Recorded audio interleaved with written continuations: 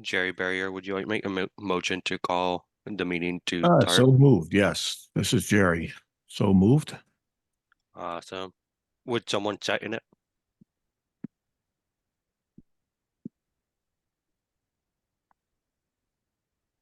This is the quietest group of people I think I've heard in a long I time. second. And who was that? It's Priscilla. Awesome. Thank you, Priscilla. Yeah, I agree.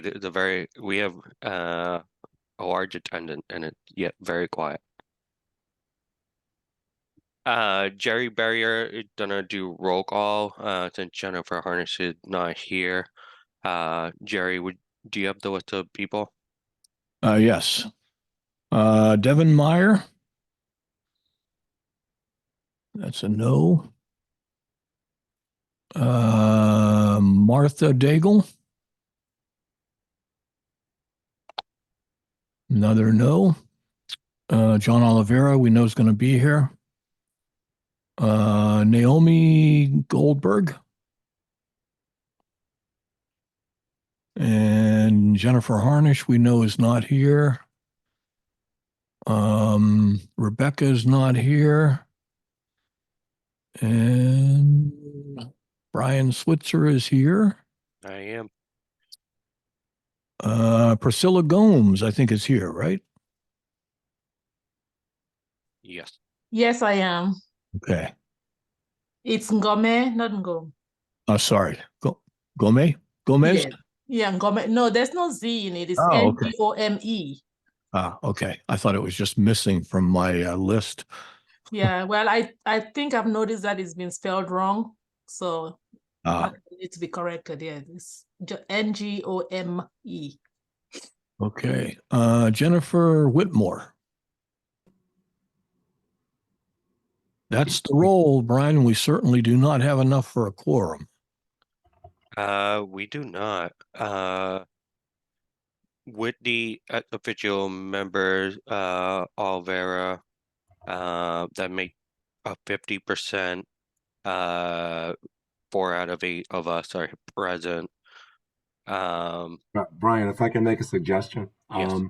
you might want to delay any voting part until towards the end in case some more people drop in, and do that, or you can try to do it now, whichever works. Yeah, we can delay any kind of approval of minutes or anything in case anyone else joined. For the time being, we'll put it on ice. Awesome. We do have a full agenda today. So let's keep it moving. We're gonna start with Commissioner Oliveira. Are you prepared to give an update? Of course, I'm always prepared. So Very listen, true. before we start, I do have a little bit of a cold, so if I have to cough or mute for a minute, for a second, bear with me. But I think we're good. So first update, and I think you saw it on the agenda. So we finally have the all consumer report ready to be revealed and talked about, and we'll present that later in the agenda. The pre-employment transition conference that we're holding later this month is at capacity. So that's the conference that our main audience is to target teachers of the visually impaired and orientation and mobility instructors that work with our pre-employment transition consumers. They have a full day of training planned for them.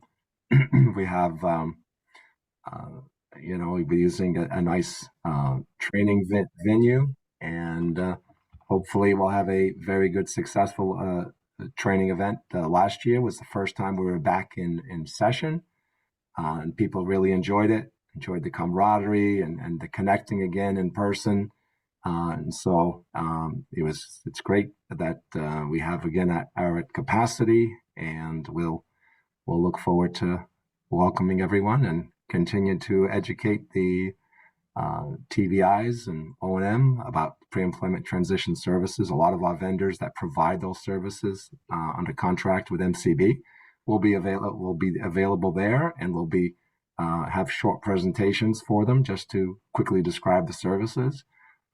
Many of them are using them, but others may learn something new and may make referrals to use those services for their students. So it's a great day. Our AIM library is going to be there representing a lot of the products that the AIM library assists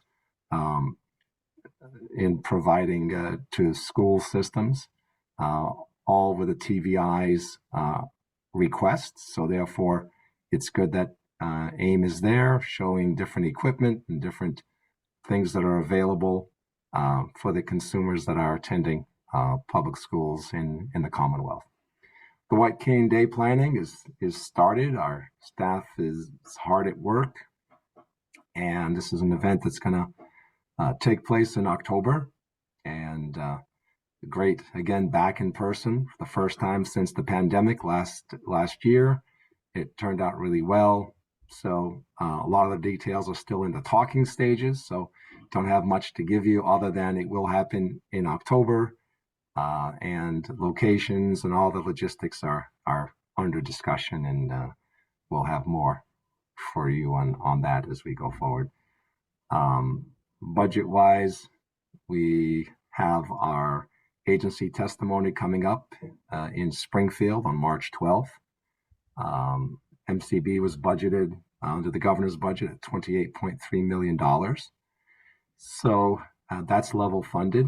That included 3 positions that were under an earmark funding have been rolled over into fiscal year 25 state funding, so that those positions will continue and do not need any further funding. So that's pretty standard process that's going on here as far as the budget goes. Any additions, any earmarks, anything like that will be added on later if any of those happen. Otherwise, we are level funded. We're in good shape. Federal funding is coming along. There's been a delay on agencies receiving the federal funds because of the continuing budget resolutions that are happening in Washington. So we should be receiving some more federal money from the fiscal year 24 grant coming up in the latest time frame that I've been given is late March, early April.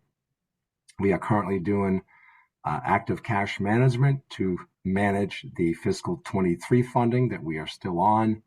And March was the target date for us to stretch out as funds as much as possible. And we have successfully done that. So it is all working out pretty well as far as managing the funds. And we are doing well as far as providing all the services. Our fiscal team is meeting on a regular basis with our managers to go ahead and find out what funds need to be moved, and it really is going well. So we'll continue to monitor that closely and keep moving that forward. Our vendors, Carroll Center, is doing well as far as census goes. They're always looking for more additional consumers. So if anyone is interested in VR, contact your VR counselor. If you're interested in working, then we can certainly assist in getting you up and running. I had a chance to stop by the Carroll Center recently and sit down with the consumers that are attending there and talk to the staff. I also had a chance to drop by Perkins and talk to some of the students, presented at a conference they were having, or a program they were having for the students. They also had a chance to go by and visit the internet radio station that they're running. So it's a good, interesting day, spending time with some of the Perkins students. Ashley Bloom, if you have not heard, is currently the digital accessibility manager for the Commonwealth. She and I have had one meeting. I also sit on the Digital Accessibility Committee, and we are looking for members. If anybody is interested, reach out. And if you want to go through our website, drop an email to the MCB info, and our communications director Mike will get that to me, and we'll make sure, or he'll get back to you with the information that you need to reach out if you're interested in sitting on that committee. They're looking for some individuals to represent the community, so it's a good time to do that if you're have an interest in assistive technology and are interested in digital accessibility and for what the Commonwealth offers as far as different websites and forms that are accessible to everyone. So I'm gonna I'll take any questions now, but I know we have a pretty full agenda today. Some other folks here from MCB are here to present. So are there any questions about any topics I may not have covered or that I covered? Yeah, of course. Yeah, I heard that you came to visit Perkins, and it's wonderful that you visited the Carroll Center and some other places as well. That's fantastic. I did have a question that you mentioned in our last meeting that you were holding off on looking for a deputy commissioner. Is that still the case, or is there an update regarding that? Oh, sorry. Yes, there's an update.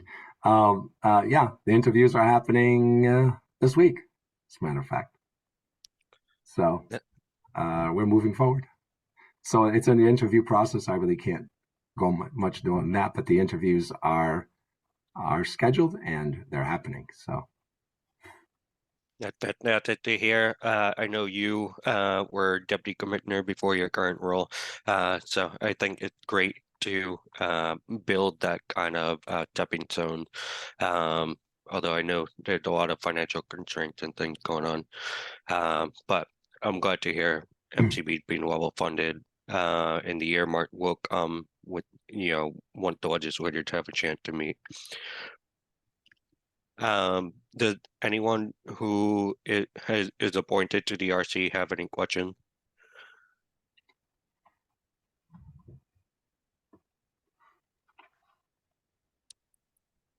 This is All Jim right, with a question. of course.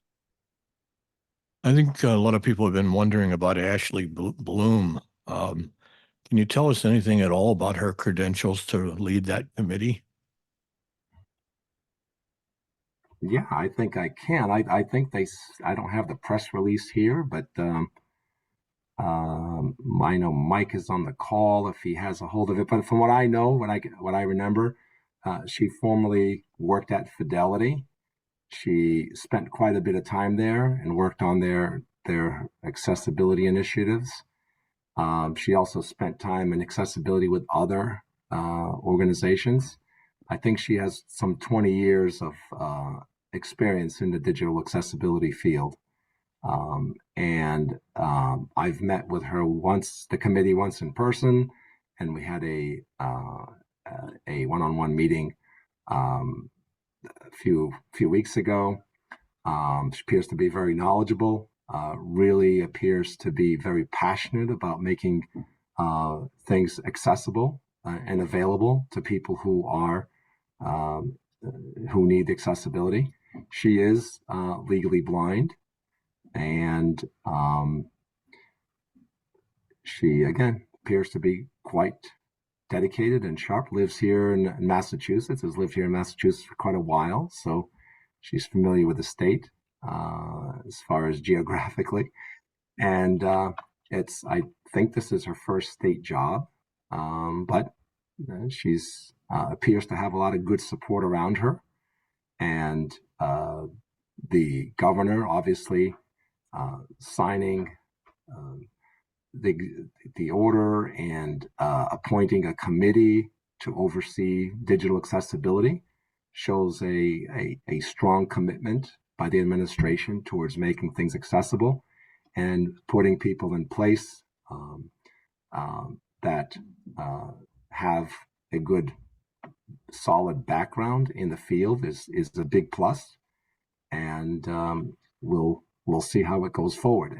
As you know, Jerry, working with the state, because you have to go through a lot of different hoops to get things done. It does take a while to get things done, and Ashley, I'm sure, will be learning the ins and outs of all this, and will be moving things forward as fast as possible, as we have to clear a lot of different hurdles as we go forward in these types of things. So digital accessibility in some cases is doesn't appear to be that difficult, but there's always behind the scenes issues that, or you do something and it breaks something else. So it can be very complicated to make something accessible.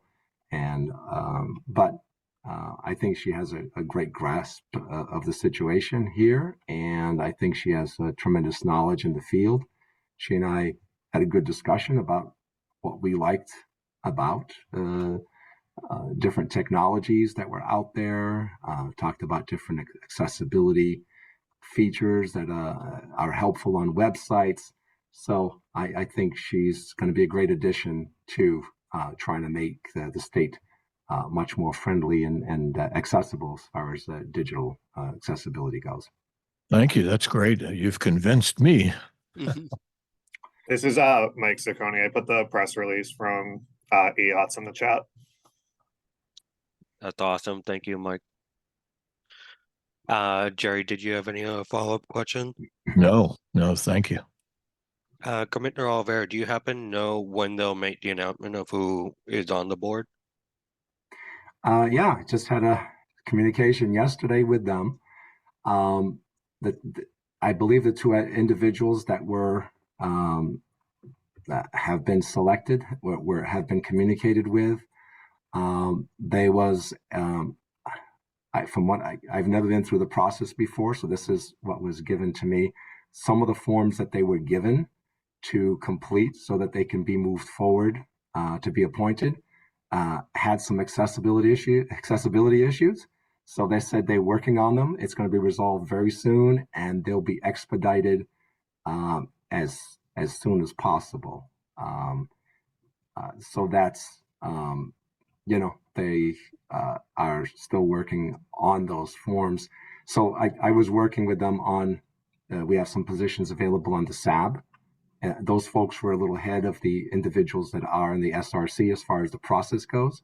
So I'm assuming that when they resolve those forms issues, that your folks are going to be using the same forms.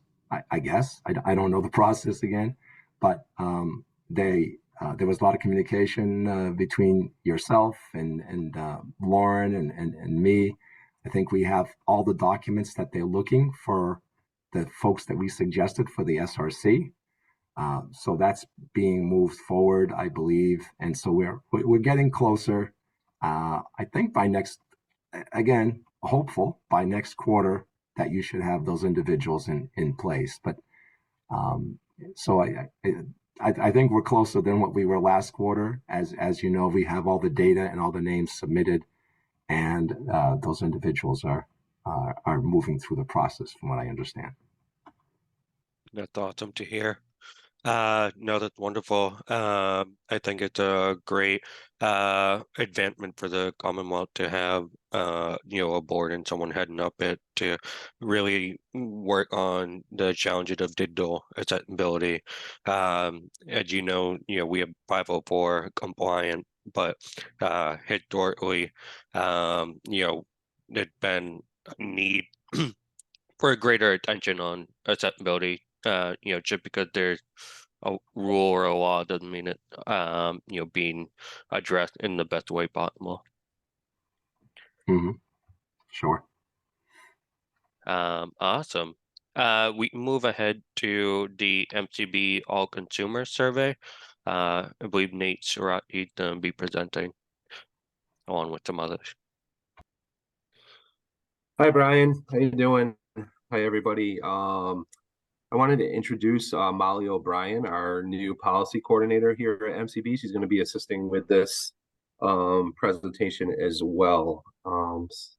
Molly has been with us in this position for a little over a month at this point, but was previously with us as a VR supervisor.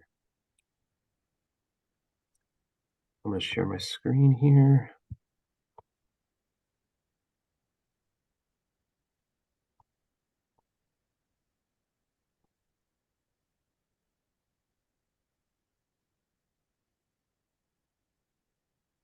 Okay. So in the spring of 2023, we partnered with Mass Inc. to conduct an all-consumer survey. This project concluded on June 30th, 2023 is when we received the report, and it has been through the vetting process since then, but we are able to share at this point. So we're excited to share the results and some of the things we learned from it. The goal of the survey was to utilize the data for the purpose of developing, improving, and providing programs and services that would enhance the independence and self-determination of our MCB consumers. So tying into our mission and vision statements.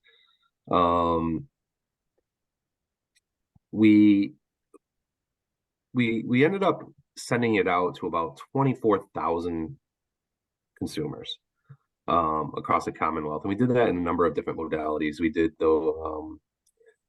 it by text, email, phone calls, regular mail. We did some in-person events, so a number of different ways to try to reach out to folks. And we're showing here on the presentation now a chart of the time frame of when these different modalities went out, how many were sent, and how many responses we got back. The first time we sent it out to about 4,500 people via email. Then we sent out a text, and then eventually mail and some of the special events. So by far, we got the biggest return. Nate, you are muted. Not sure how that happened. We got about 1,700 responses from mail, which were great. The survey itself, like reaching out to folks, was between April 10th and June 5th. So when we first set out to do this, we were told to expect realistically about 4 to 5%. Those were the type of numbers that usually happen for these type of surveys, and we ended up with over 3,000 responses, over 12% coming back. We had a $20 gift card that went out to the first 1,000 people, which I think was a great incentive for folks to kind of to dive into it and get back to us. And those went very quickly. So we did really well, and are excited about the number of people that responded.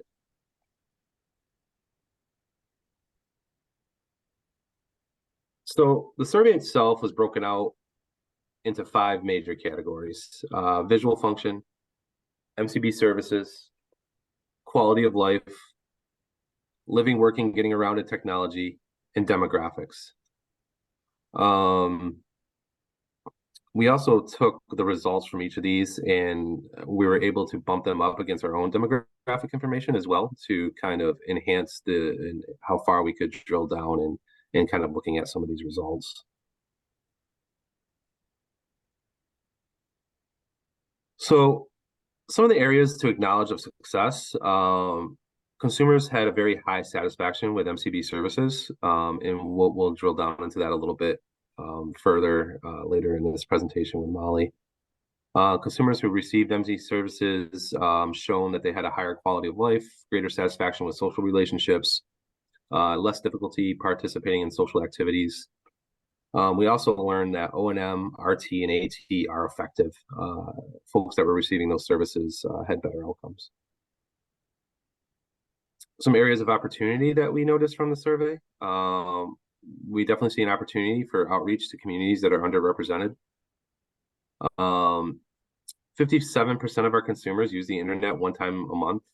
But we have a chart later that will show that younger consumers use it much more often, and most of our consumers are over the age of 65, but we see this trend changing rapidly. But we also want to recognize how to better communicate with folks and how we're communicating with folks. So we're taking steps to make sure that we're identifying the best ways to reach out. Better messaging and education of services provided can happen as well. How do we better reconnect and check in with folks? So we'll talk a little bit further about that here.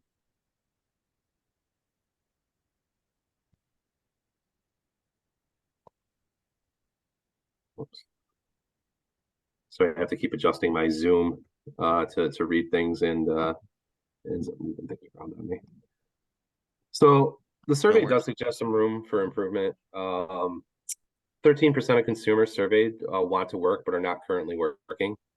A majority of that 13%, 54% of them, would-be workers have not received vocational services. So finding a better way to reach out to those folks, doing some research, we saw some of those folks, initially decline services up front. So how do we better reach out to folks and make them aware of what they can get from us as far as services go? When asked what kind of services consumers want and that they're currently not receiving, the majority, 62% of the respondents, did not have any requests. Of the remaining 38%, some of the most popular things that came back to us were technology support and training was cited, transportation and mobility, vocational employment and support, again, and rehabilitation teaching services. So definitely good to hear that most people weren't looking for additional services, but it was also great to see which ones they were for those who were looking for more services. Additionally, a number of consumers either asked for more information about services provided. We had 8% of people ask just to learn more. Many of them mentioned they didn't receive any type of services in many years. They requested check-ins. Again, these are small amounts, 4%, 3% of that. Or they said they did not know of services provided by MCB, 12% of those, that 8%. So those were interested takeaways as well. Finally, consumers that requested help in other sorts of social services, what those were housing at 3%, support groups at 8%, and help filling out paperwork, finance benefits, or help with legal aid, 6%. So again, overall small numbers, but definitely areas of opportunity for us to take a look at and how we can better communicate and educate people on what we have for services. This next slide on this deck is looking at consumers involved with community groups. So it's a chart that has the different percentages of different demographics where our consumers are participating in community groups of some sort. So overall, we have 33%, 32%, so a third of our folks are involved in some sort of community group, which is great. And going through the different demographics, whether we're looking at race, age, income levels, or education levels, it's pretty even across the board. We're seeing a little bit higher folks with participating in these community groups that have higher degrees or making more money, but not a huge discrepancy. Pretty even across race and age. And so, I think this is a real opportunity for us to partner with community groups and to educate folks on what's out there for community groups, support groups. It seems like people that did participate in community groups also had a lot of good outcomes. This next chart shows our consumers' internet usage, and the same way we're bumping it up against different demographics, and we have different bar charts on the left here. And we can see very clearly here that the age discrepancies with consumer internet usage is huge. So anybody who's under the age of 60 is using the internet at a clip of 80% or higher. 18 to 29 years old is 86, 30 to 44, 88, 45 to 59, 81. Then it drops off significantly from there, 60 to 74, 66, 75 to 89, 43, and 90 plus 24. So again, just something we want to be conscious of, and just showing the trend that it also is changing. We're, as an agency, receiving many more email addresses with folks when we register them. They're being collected quite a bit more often when working with folks in the field, and we really want to just be conscious of this because of how we're communicating. So we do know most of our folks do fall in that 60 to 90 plus range, and we're not seeing as much internet usage. So we want to be conscious of that and how we communicate. Then I'm going to hand in, oh no, I got one more. We have another chart here that shows consumers that are requesting assistance with everyday activities. 8 out of 10 MCB consumers need assistance with everyday activities. So these are across the board, successful closures, people who haven't received services, people who are currently receiving services. Of that 8 out of 10, 34% say they need a lot of help. 46% say some, 18% said none, and 2% did not answer. So I think this is an opportunity for us to advocate further for transportation availability. That was one of the things that came back in the comments quite often about assistance with everyday activities was transportation. I think it also reinforces the importance of our RT services and the services that help with independence within the home. And getting this type of number back will allow us to investigate a little bit further on how we can help educate on people's needs. So now I'm going to hand it over to Molly. Hi, everyone. This is Molly. It's very nice to be here. So I'm going to talk a little bit about areas in the survey that showed our successes. So this first slide is satisfaction with MCB services, and overall respondents were very satisfied with mobility, social rehabilitation, assistive technology, rehabilitation teaching, and vocational rehabilitation. For mobility, 59% were very satisfied and 26% were somewhat satisfied. In another presentation for this survey, someone asked a very good question. Was there just satisfied? No, the response was very satisfied, somewhat satisfied, not satisfied, and then I believe did not answer. So just so people understand. And that's for a total of 85% of people who are satisfied with mobility. Social rehabilitation, 54% were very satisfied and 31% were somewhat satisfied, also a total of 85%. Assistive technology, 51% of respondents were very satisfied and 30% were somewhat satisfied, for a total of 81%. With rehabilitation teaching, 50% were very satisfied, 29% were somewhat satisfied, for a total of 79%. And finally, vocational rehabilitation is slightly lower. It's still really positive, but 46% were very satisfied, 25% were somewhat satisfied. We do know that individuals could respond even if they'd never had the service. So we think that some of that has to do, some of the number discrepancy has to do with that. We also know that vocational rehabilitation just takes a pretty long time to get through the program. So that is that slide. Next slide, please. Also, Molly, I just wanted to Yes. just for the vocational piece, which is not on this particular chart, but just wanted to mention that for vocational, 15% of the people did not answer. So that's also why we might see that being a little bit lower. Okay. And then this slide shows a rather complex bar graph illustrating that consumers who've received MCB services report having a higher quality of life. This is obviously very important to us with our mission. So for each service, the chart shows somewhat the respondents' quality of life, excellent, very good. Whether or not they've received the service, and through every service, SR, VR, AT, RT, and mobility, if respondents received the service, they report having a higher quality of life. That difference is most profound with VR.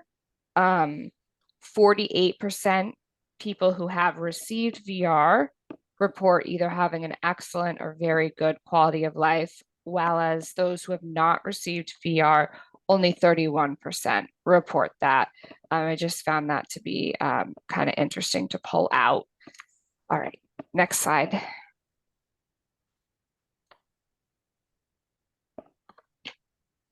Okay, so how does this interact with our MCB strategic plan? We'll take a lot of this information, and depending on where needs are, like the improved quality of life, we can point back to this showing that, a lot of the services that we're doing well we should continue to do, and maybe if there's any gaps, look at those gaps. Things like operational excellence, and we'll really take the information that we got from this to tie into some of what we're going to be doing the next 3 to 5 years. So this information is going to be very valuable and how we move forward with pieces of our strategic plan. That's obviously a plan that's going to go over the next 3 to 5 years. So that is that. And I think the next one is, where do we go from here? So the next steps is, again, we've identified some gaps with this survey. One of those things was reaching out to different groups and maybe that are underrepresented in some of the results that we're seeing, and connecting with those groups, and whether it's doing educational sessions with those groups or in services. We're going to work with the regional directors across the state and identify what those groups are in different areas of the state and make a plan going forward. And then also taking some of the information for data purposes, forecasting, and those type of things. So at this point, I want to open it up for any questions that anybody might have, and hopefully I can answer them for you. All right, Nate, thank you so much. That was wonderful. And thank to you too, Ms. O'Brien. I did have a quick question. When you talk about VR services, does that include pre-employment transition services as well? It does, yeah. So we didn't send the survey out to anybody who was under the ages of 13. And actually, it includes, it might have been under 18. I'm trying to remember off the top of my head. It might have been under 18. We didn't send it to anybody. So, but it did include some of the pre-employment service folks, but it probably isn't as represented as the other areas. Do you happen to know off the top of your head what the percentage is different? Is it like 80% or? I could take a look at it. No problem. Get back to you on that. Is there a strategy to reach younger people? I know you mentioned email and using that as a mode of communication. In my experience, there's a lot of people, especially younger people, who they might have an email address, but they almost never check it or use it. Is there any strategies around that? Yeah, we talked about a lot of different ways to reach younger folks, whether it be through email, through the schools themselves, through social media. There's a number of different ways that we can be creative in reaching out to them, and in a lot of those areas too, we'll touch upon other folks that might be a little bit more technologically advanced as well. So I know Mike, who's also on the call, is always looking at different ways and how we best communicate with different groups that we represent. So Brian, a lot of our counselors report to us that they are, because every counselor has an agency cell phone, that a lot of them are texting back and forth, and that a lot of the preferred choice is texting. So they're communicating. They may have an email. We are. So this is an all-consumer survey. So a lot of the figures are combined, but on the VR side, the majority of our active cases have emails in them. So email is something that we collect automatically. We also collect their phone number. So we can, but again, as I said, a lot of once they start communicating with the counselors, a lot of times they prefer to use text, and some of our counselors are responding to them using text. That's great to hear. That answered my next question. Was I know there's always a challenge in communication with VR counselors, so it's great that so many of them are willing to connect via that message. And is there going to be any follow-up with individual consumers? It sounds like overall a lot of them were positive, but is there going to be any follow-up with anyone that might have had challenges with receiving services in any way? No, there's going to be no specific follow-up to individuals. It was Yeah, these were anonymous, Brian, the surveys. Unless they wrote their name on it, right, Nate? correct. Yeah.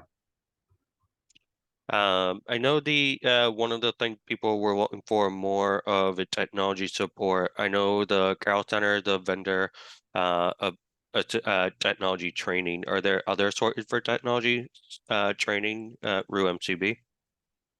So New England Low Vision does technology training, but they do it in the home, but the majority are done at CCB at this point.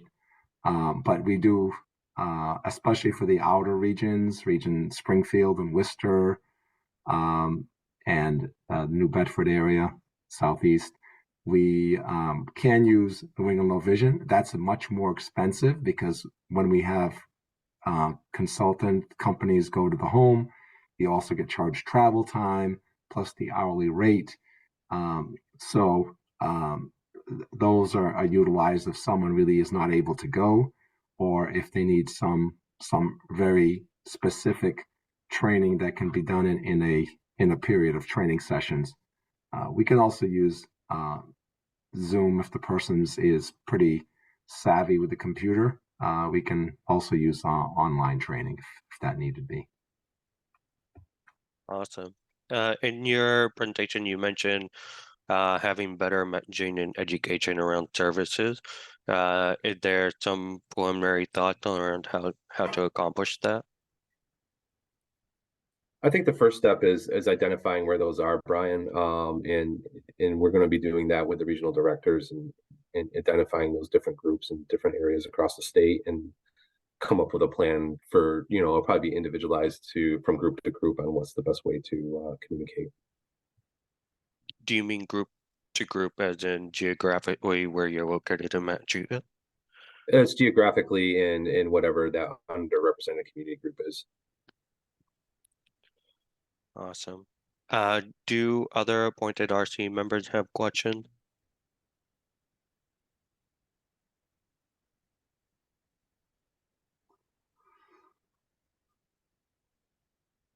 I'll wait a couple seconds.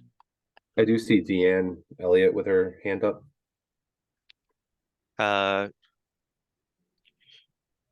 Yes, Deanne, you're welcome to ask questions.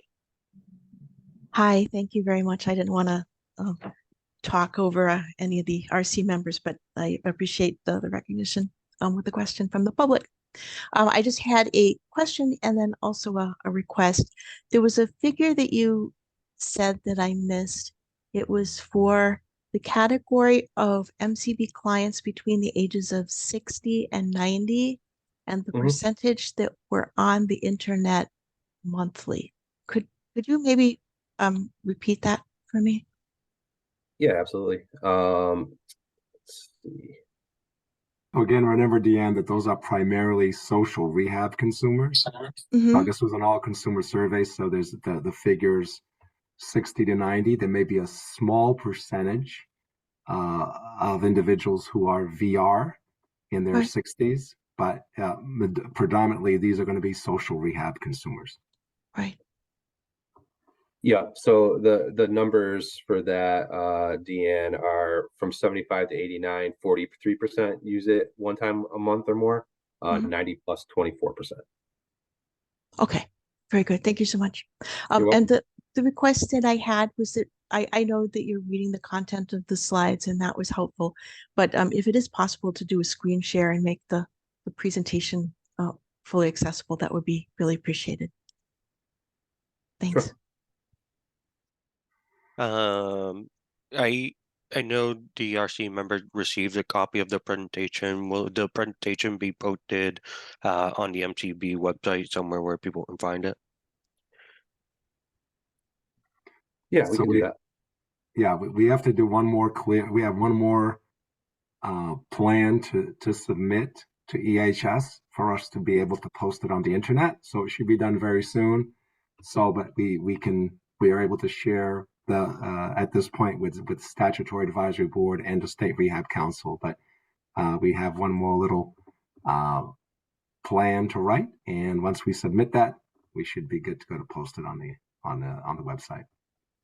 That Yeah, sounds great. what we presented today, Brian, is kind of just a very high level look at it. It's the survey report itself is quite a bit longer and Quite quite a extensive. bit more in detail. Yeah. Would we be able to readdress it when after the more extended version comes out?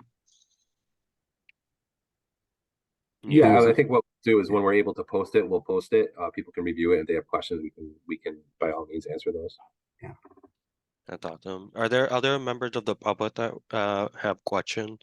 Yes, this is Sharon Strakowski in Worcester.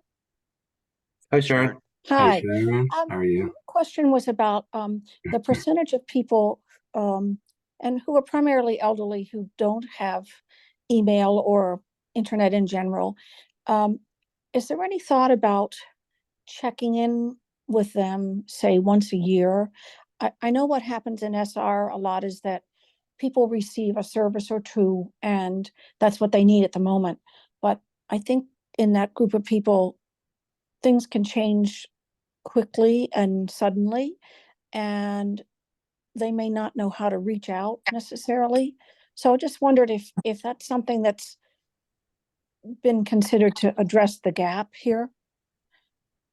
Yeah, Sharon, I had mentioned the MCB strategy map and our strategic planning for the next 3 to 5 years for the agency, and that is definitely one of the topics we're looking at is how communication, addressing inquiries, and those type of things. So that will be part of that. Okay, thank you. Yes, this is Nona Horoyan. I raised my hand. Go ahead, Nona. Yeah, I appreciate the statistics. I actually have a request because I know there's no way, Nate, you have this information before you. And if we could maybe have it for either for the next SAB meeting or the next RC meeting. But I'm just wondering, I work with a client who's under the age of 22. And I was just wondering if we had statistics of numbers of individuals under the age of 22 who have multiple disabilities, and if of those, how many are receiving services from other agencies? Yeah, I think I could pull that together for you, Nona. That'd be great. Yeah, thank you. That sounds So awesome. you want ages 22 that And are yeah, 22 have and under. Yeah, right. 22 and under. Right. We have a lot of consumers that are shared consumers that are under 22 with right. Other agencies, as you mentioned. So we'll look at those that are active VR and those that are potentially eligible. Yeah. Or do you want the ones that are also social rehab under 22? I think the both would be great because I do have some follow-up questions regarding whatever those statistics look like. But yes, that would be really helpful. All right. Thank you. Awesome. Are there other members from the public with question?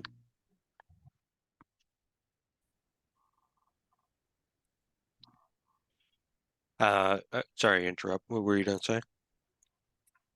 I do think there's going to be, yeah, like I said, the survey itself, the report is extensive. There's probably over 100 of these different graphs and kind of statistical analysis, that bumps it up, through demographics and those type of things that we have. And it's so yeah, if once it is posted and you guys are able to look at it a little bit more in depth, please don't hesitate to reach out to me. It doesn't have to be through this meeting, it can be before this meeting with questions. I can prepare prepare answers for the next meeting if you have questions beforehand. Be happy to do that. Awesome. Thank you so much, Nate. While I have you, the net agenda item, the dashboard update. Are there any updates regarding the dashboard project? Yeah, sure. I can update you guys on that. Not a lot of changes with that. We have the dashboard project, which is coming up, which is on its way. We had the preliminary meetings with the vendor for the outwardly facing dashboard that we're going to be having. It's going to include a lot of the same information that we have on the dashboard that we present here. Actually, all the information that's on here will also be on there. And we're hoping to get it done by June 30th. We will see how it goes. They do have really to the end of September to complete it, but I know they're trying to kind of put it as a priority for them to get done earlier. So we'll see how that goes, or if that changes. I can keep you guys posted on that. But currently for statistics, share.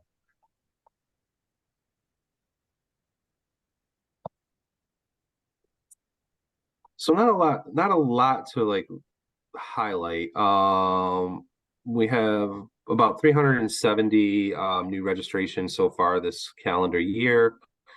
As of when I ran the statistics yesterday, we had no registrations currently in process. We're processing registrations right now pretty much the same day, unless we have an absence in the unit or something like that. It's things are moving really smoothly there. No big changes in SRC cases.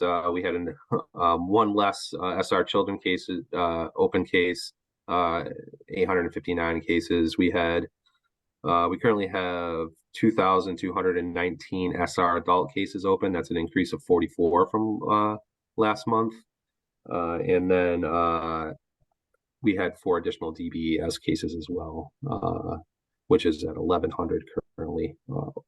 For open VR cases, again, not a lot of changes. We had 728 open cases with VR adults. That's 5 less than last month.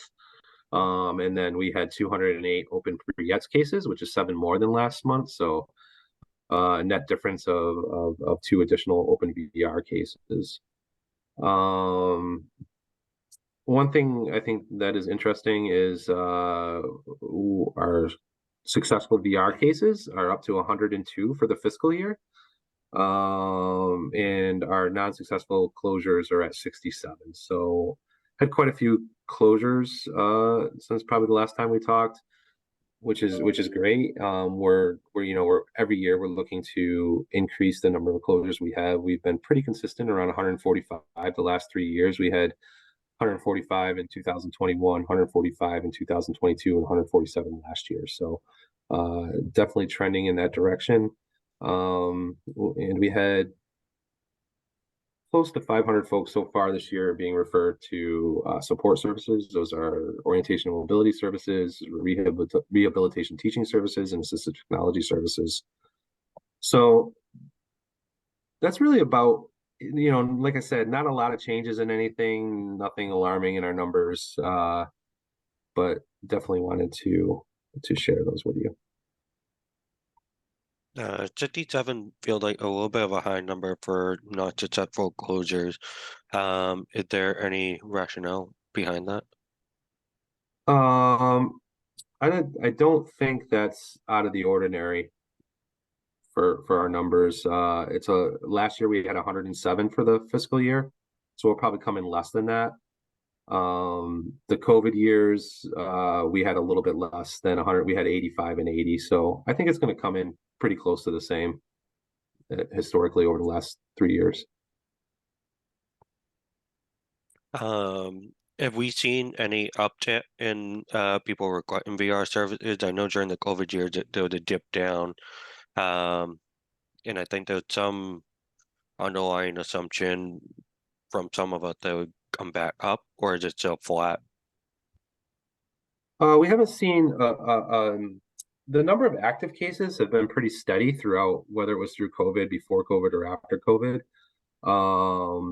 The number of VR consumers coming in general is just less because we have less people in kind of that age group coming in.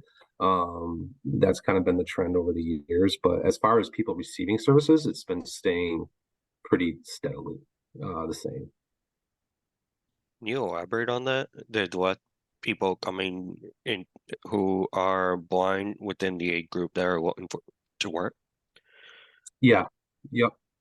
Yeah, there's less people coming in because I mean, I just think medical advances and those type of things over the years. We've done some research projects in the past that kind of looked at the trends and the numbers. And modern medicine is definitely helping. We're seeing less children, less people coming in at younger ages. You're talking about historically over the last 15 years or so. Yeah, certainly. Yeah, I know things like ROP is on the decline because of medical advances.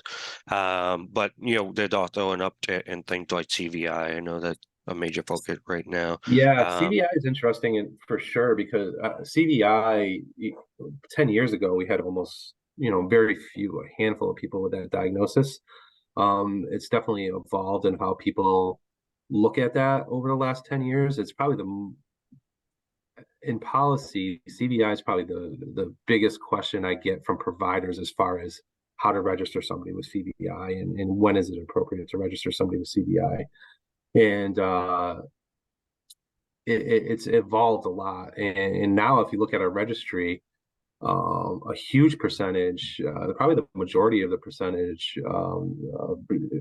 compared to any other diagnosis for kids coming in to our agency is CVI diagnosis. So it's interesting to see how that's changed. We actually looked at that diagnosis probably several years ago, maybe 4 or 5 years back. We looked at that diagnosis and specifically in kind of vocational forecasting as far as how can we better provide services to people with that diagnosis. And we found that we just didn't have many at that time. And now that's changed quite a bit. Yeah, that's great to hear. I think that the shifting landscape in an area of important focus because it sits outside of our traditional model of visual impairment. I'll open it up to other appointed RC members. They have questions regarding the dashboard.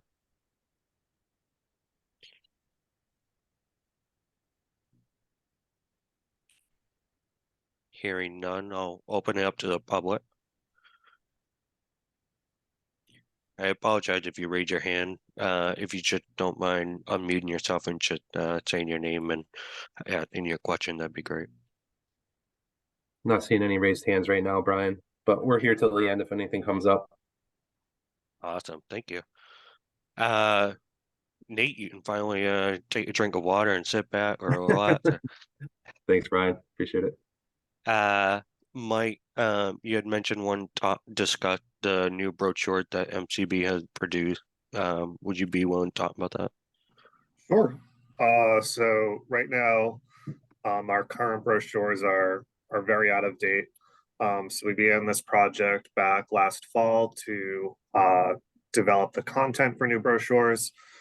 So every staff member in our agency are subject matter experts, took part in this process.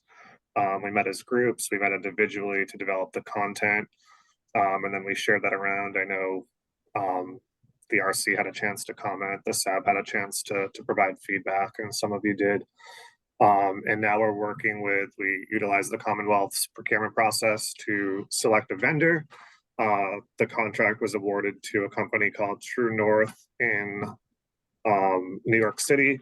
They have experience working around accessibility. They have done materials for Helen Keller and a few other agencies as well. So we're currently working with them to develop a new booklet of services and 10 programmatic brochures. One of those brochures being for vocational rehabilitation. Right now they're working on the design phase, and their timeline to get us the digital versions is June 2nd. And then those digital versions and the versions to print will be initially translated in 4 other languages: Spanish, Portuguese, Russian, and Haitian Creole, which are with English are the 5 most spoken languages in the Commonwealth. And of course, if any consumers or anyone has any needs, from there, we can work with them to get the materials translated for them. And that is the update I have for the brochures right now. That's awesome. Thank you so much. Is there any consideration towards a sign version for consumers who have a dual deafblind identity? Yeah. Not a lot. There's a good percentage of them that don't read English because of the grammatical structure of American Sign Language is very different than English. Yeah, I actually have a meeting coming up. I think it's next I don't have my calendar in front of me. I think it's next Tuesday or the Tuesday after with one of my counterpart at the Commission for Deaf and Hard of Hearing, who's going to help us lay out a framework and what we can do to bring this material to further audiences. That's awesome. I'm glad you're so on top of it. Any RC appointed members have questions about the brochures?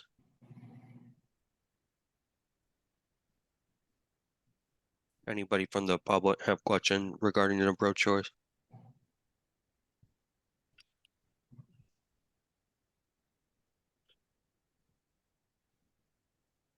Mike, can you share a little bit about the end of the campaign with your vision?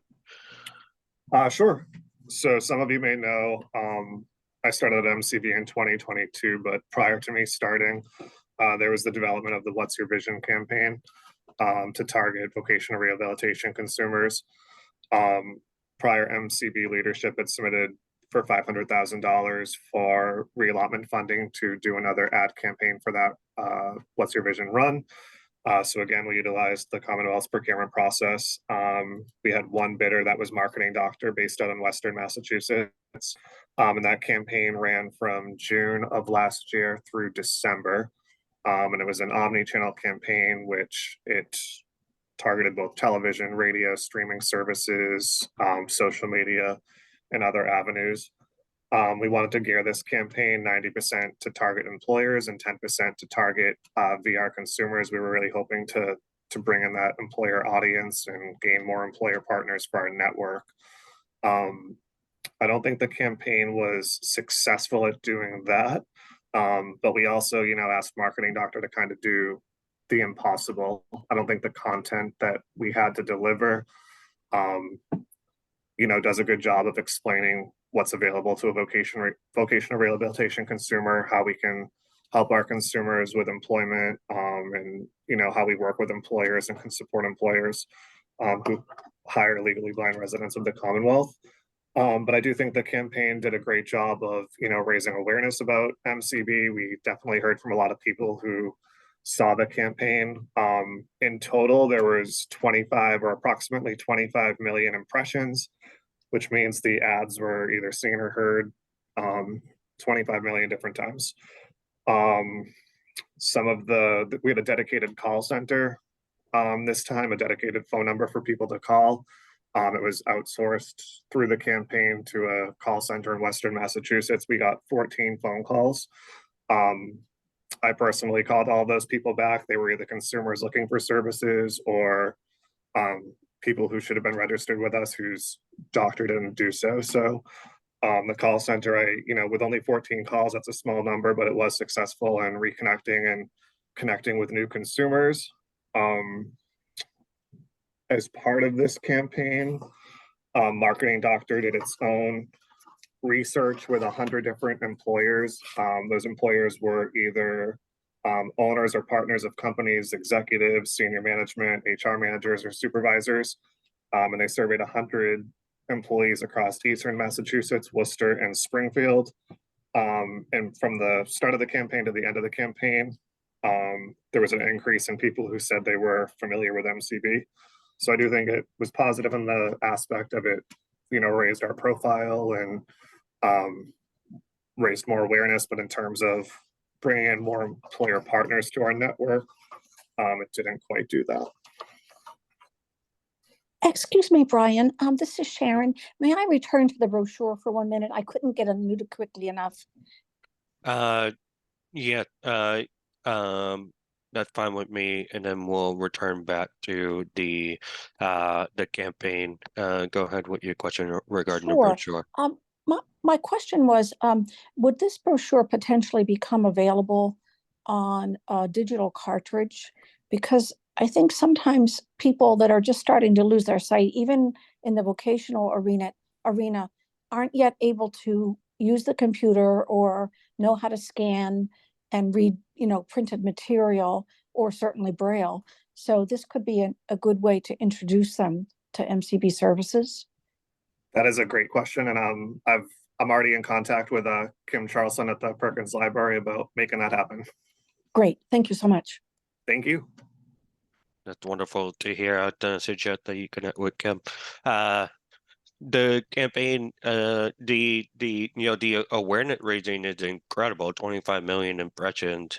The conversion rate, though, from that to consumers and employers is leave a lot to be desired. Is there any like, if you were to run the campaign 2 years from now, what kind of teachings would you take away from that? What would you do differently? I think this campaign is good in terms of, like we said, just raising awareness about MCB in general. I talked to a lot of family members who had, relatives, friends, or loved ones who were blind, who, were looking for more information about our agency and, how we could provide services or the eligibility requirements. In terms of a campaign that, was to recruit more employers or VR consumers, I think the campaign would have to be I think we would just have to start from scratch and come up with a campaign that does a better job of, showing how we can work with employers, from recruiting through, the onboarding process to support them.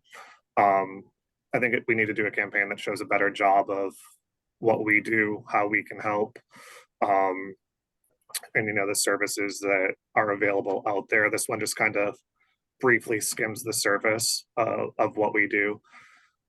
So I don't think I would run this campaign again, but there's definitely opportunity to, find different avenues to, bring in more employer partners. One of the interesting things was, of all the avenues where we, launched this campaign, LinkedIn was probably the most successful. So there was definitely an appetite amongst people looking for work and hiring managers. So I do think that, and with the digital campaign, we had created 2 separate web pages, one directed at consumers and one directed at employers that did a better job of explaining what we do. And I think that might have been why we saw more success with those avenues. Yeah, it's really interesting that you bring up LinkedIn. In my experience working with VR students, we're definitely pivoting towards using LinkedIn more. A significant number of people are getting hired through that social channel. So, yeah, are there any other vehicles you'd use more of? I know TV campaigns were part of it. Did you find that be successful, or is that something to turn away from?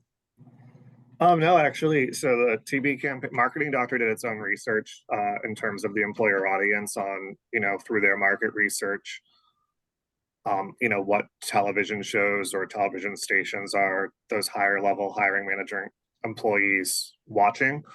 And I don't know the reasoning behind it, but I know Channel 4 was, in Boston at least, was a big, there was a big market there for that. So a lot of our TV ads were on Channel 4. And I did hear from, a number of people, whether it be at different events in the community or phone calls that I received from consumers or different folks who commented that they saw the ad on Channel 4. So I think that I know it did air during like a Patriots game at one point as well, and a few other places. But I did hear from a lot of people who saw the ads on Channel 4.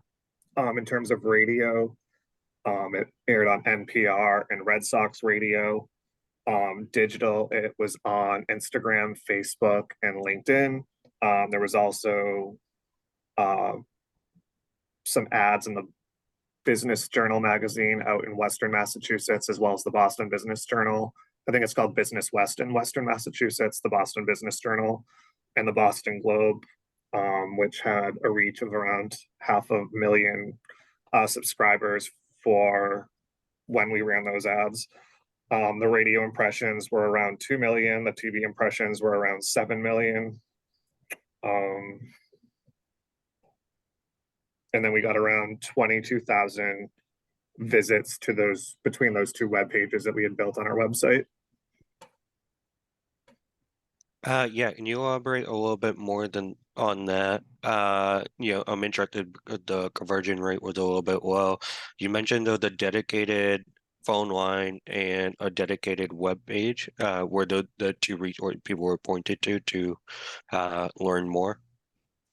Yeah, so the dedicated phone line, which was a great idea from the commissioner, that just helped us monitor, who was calling us based off of seeing the ad, as opposed to them calling the main line and, us not being able to track that. So that number was low. It was only 14, but one of the other avenues was for Facebook and LinkedIn. There was an opportunity for people to submit a form for us to contact them. And we got a lot of spam on those forms. We got a lot of submissions for them, but a lot of spam. Oh no. So those were tough to track there, but the 14 consumers, or the 14 people I should say, who called into the phone line, those were all valid phone calls. They were all, consumers who saw the ad and reached out to us, or relatives who had a legally blind family member who wasn't registered with us, who, we helped them connect with their doctor and get the reports that we need to get them registered. The two web pages, one of them was built for VR consumers, or consumers, seeking VR services. Another one was built for employers. And they just did a better job of kind of laying out, what's available to a VR consumer, what is our VR program, in terms of the employers, what can our employment services team do to support the employers in their hiring process. So between those two pages throughout the campaign, and the ads on Instagram, LinkedIn, and Facebook linked to those two pages, and together, between the two of them, the total click count was 21,359. Can you elaborate on that a little bit more? Meaning that they actually clicked on the LinkedIn advertisement, or that they actually clicked into the form, or what the Yeah, so that just means that they saw the ad either on, it didn't break it down by Facebook, LinkedIn, or Instagram, but that just means they saw the ad and they clicked for more information, and it brought them to that web page. Okay, yeah, that's fantastic. Yeah, I was gonna suggest a Google form or something. A phone number is a great idea. It's just hard. I can't imagine as a blind consumer writing down a phone number that I hear on a TV show, writing it down fast enough. But yeah, it's great to hear you guys were using all sorts of different medium. I've asked more than my fair share of questions. Are there any RC appointed members that have questions for Mike?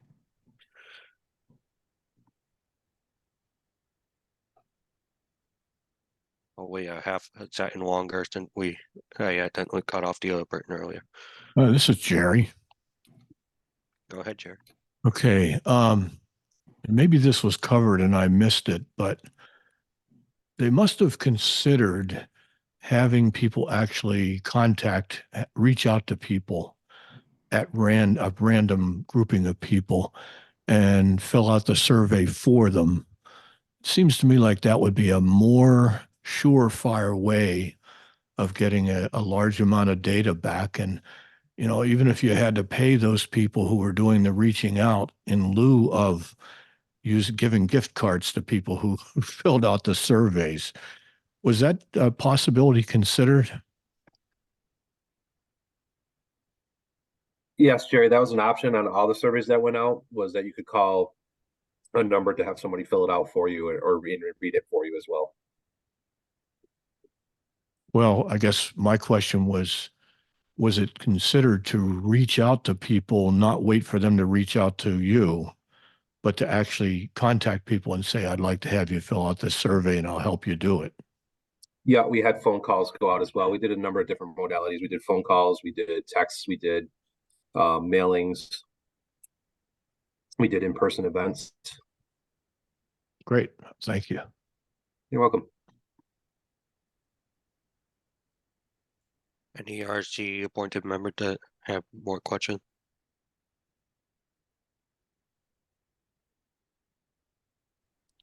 Hearing none, I'll open up to the public if they have any questions regarding the campaign.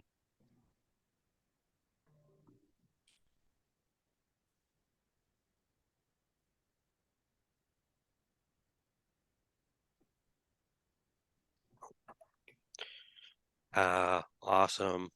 Are there any RC members that have new business that they would talk about?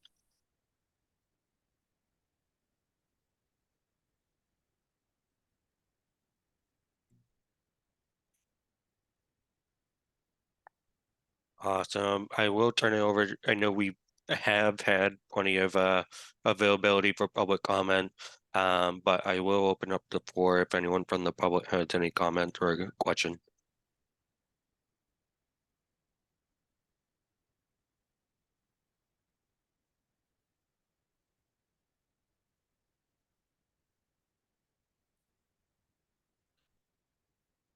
Awesome. Thank you very much, everyone. I know I'm gonna try and keep the meeting closer to an hour moving forward. We took some stuff off the agenda and we still went over the 1 hour mark. So for the foreseeable future, we'll still schedule it for 2 hours. I'm gonna try and keep it to an hour. With Nate presentation and everything that and all that data that we're going through. We took a little bit longer than we have had recently. So with that, I'll call the meeting to a close. Would someone make a motion to adjourn? This is Jerry. I move that we adjourn the meeting. Awesome. Thank Jerry. Does anyone second?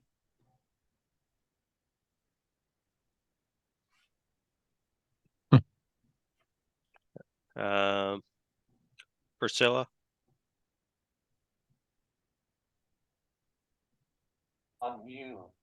Yes, I'm here. Would you mind adjourning the meeting? So moved. Awesome. Thank you, everyone.